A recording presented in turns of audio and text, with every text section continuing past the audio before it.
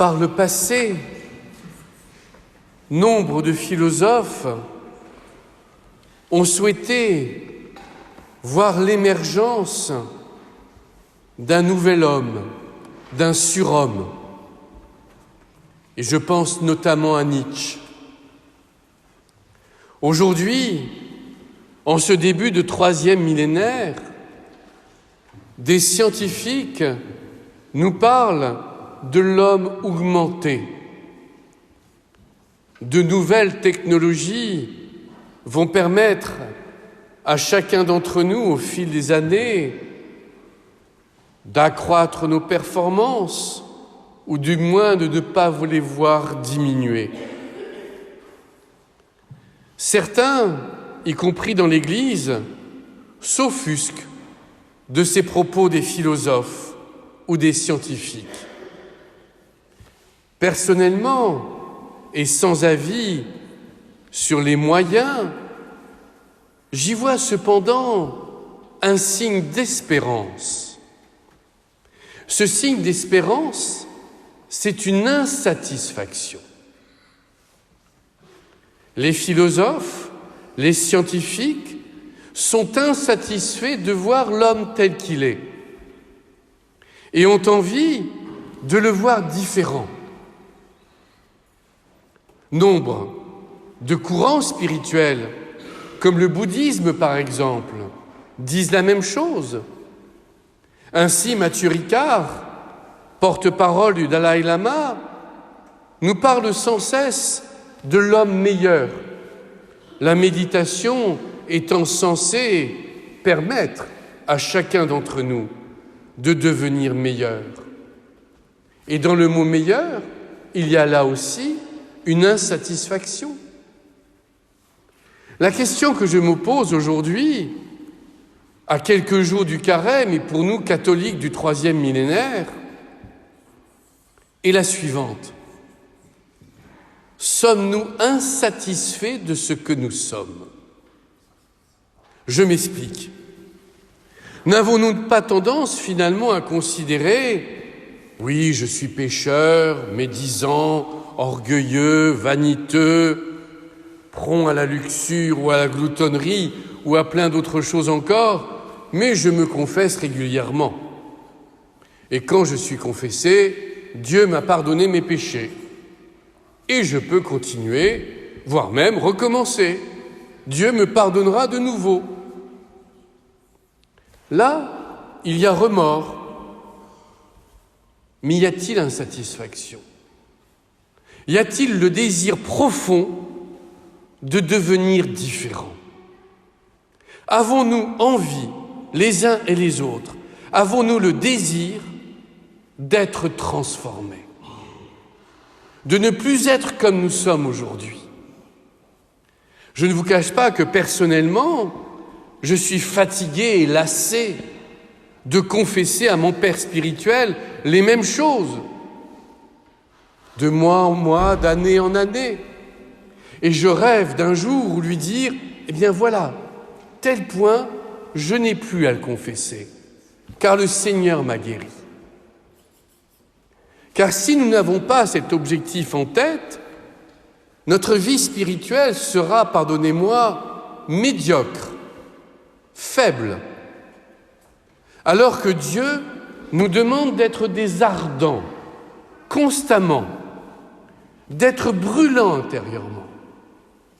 Et aujourd'hui, à quelques jours du carême, les textes, me semble-t-il, sont une voie royale pour nous préparer. En effet, mercredi, nous allons recevoir les cendres. Convertis-toi et crois à l'Évangile, ou bien tu es poussière et tu retourneras à la poussière. Dans les deux cas, c'est une invitation à la transformation. Nous avons quelques jours pour réfléchir profondément. Qu'est-ce qui, dans ma vie, dans mon être, dans mon cœur, est à transformer ? Suis-je satisfait de ce que je suis ? Ou est-ce que j'ai envie, comme le dit aujourd'hui Dieu dans le livre des Lévites, de devenir saint, comme Dieu est saint. Ou alors, comme nous le dit l'Évangile de ce jour, soyez donc parfaits, comme votre Père céleste est parfait. Dieu vomit les tièdes. Ce n'est pas moi qui le dis, c'est lui qui le dit dans le livre de l'Apocalypse. Et il nous appelle sans cesse à nous élever, à nous grandir. Alors je vous propose, pour les 3 jours à venir, à reprendre les textes de ce dimanche, afin qu'ils constituent une invitation à la transformation intérieure. Ainsi, il nous pose un certain nombre de questions. Est-ce que j'ai envie de devenir saint comme Dieu est saint? Est-ce que j'ai de la haine dans mon cœur? Est-ce que parfois j'ai le désir de me venger? Ai-je de la rancune? Est-ce que j'aime mon prochain comme moi-même? Le psaume 102 est là aussi une voix royale. Le Seigneur pardonne toutes les offenses. Et moi, est-ce que je pardonne? Le Seigneur est tendresse et pitié, lent à la colère et plein d'amour. Où en suis-je par rapport à ce modèle divin? Mais comment, me direz-vous, arriver à tout cela? Les pères du désert, quand ils allaient prier, disaient qu'ils montaient à la montagne. Et l'escalade aujourd'hui peut nous sembler difficile. Mais c'est oublier ce que nous dit Paul dans sa lecture, dans sa lettre. Vous êtes un sanctuaire de Dieu. Chacun d'entre nous dans cette assemblée est un sanctuaire de Dieu. Je ne sais pas ce qu'il en est pour vous, mais je trouve cette phrase bouleversante. Est-ce que tout au long de la journée, nous pensons que notre corps est le sanctuaire de Dieu, le temple de Dieu? Dès lors, la voie royale, pour devenir saint comme Dieu est saint, pour devenir parfait comme Dieu est parfait, c'est de laisser Dieu occuper totalement et de manière inconditionnelle ce sanctuaire. Or, nous le savons, il y a en nous cet ego qui nous fait souffrir, qui nous amène parfois à garder de la rancune, à garder de la haine, qui nous pousse à ne pas aimer, qui nous pousse à finalement n'écouter que nous, et parfois même dans la vie spirituelle. En fait, pour que notre corps, notre âme, notre cœur soit vraiment le sanctuaire de Dieu, il faut nous vider de nous-mêmes. Et c'est en nous vidant de cet ego que nous devenons cet homme nouveau. Car là, il y a une naissance. Et n'oublions jamais que la vie spirituelle chrétienne est une naissance perpétuelle, une naissance fantastique au quotidien. Chaque jour, nous sommes appelés à naître à l'amour. Chaque jour, nous sommes appelés à naître à la lumière. Et pour cela, Dieu nous a donné l'Esprit Saint. Cet Esprit que nous recevons au baptême, mais qui, dans le cœur de ceux et celles qui ont le désir du baptême, est déjà à l'œuvre.